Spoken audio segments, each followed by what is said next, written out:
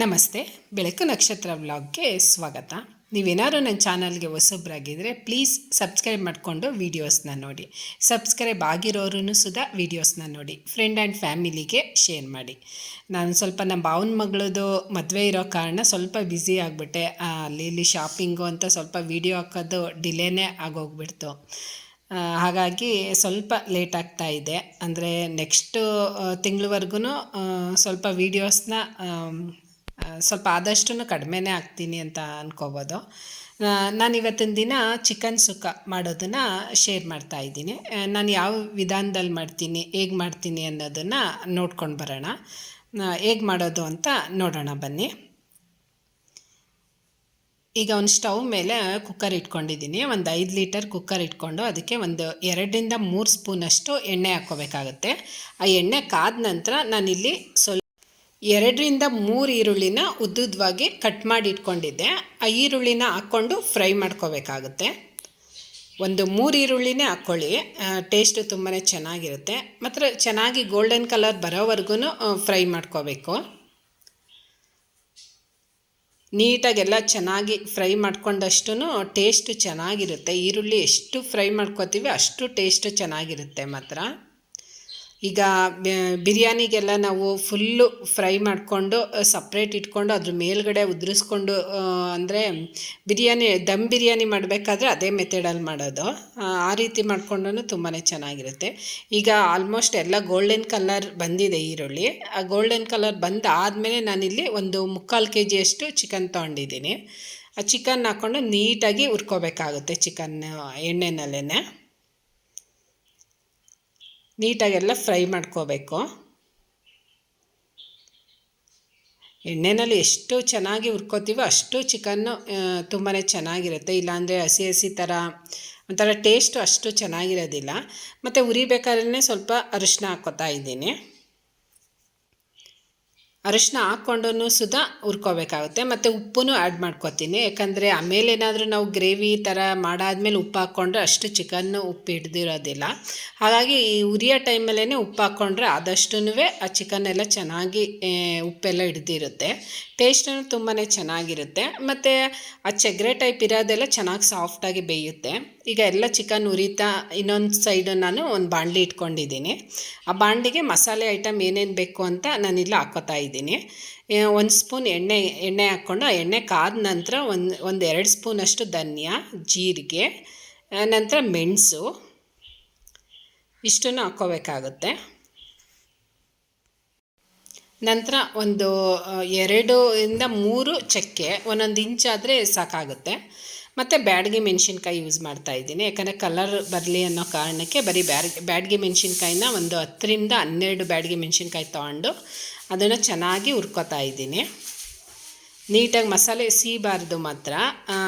ಅಲ್ಲೇ ಒಲೆ ಮುಂದೆನೇ ನಿಂತ್ಕೊಂಡು ಸ್ವಲ್ಪ ನೀಟಾಗಿ ಫ್ರೈ ಮಾಡ್ಕೋಬೇಕಾಗುತ್ತೆ.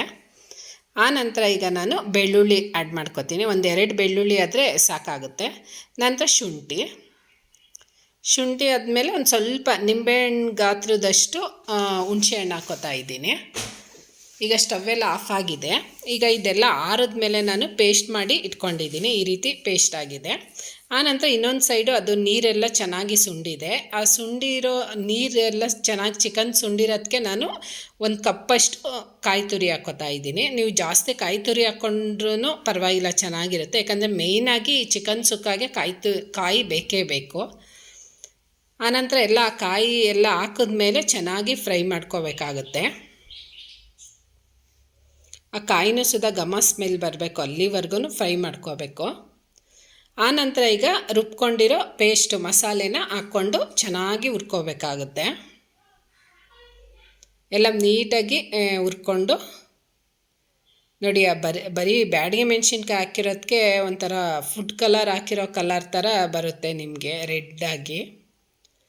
ಎಲ್ಲ ಮಸಾಲೆ ಎಲ್ಲ ಚೆನ್ನಾಗಿ ಹುರ್ಕೋಬೇಕಾಗುತ್ತೆ.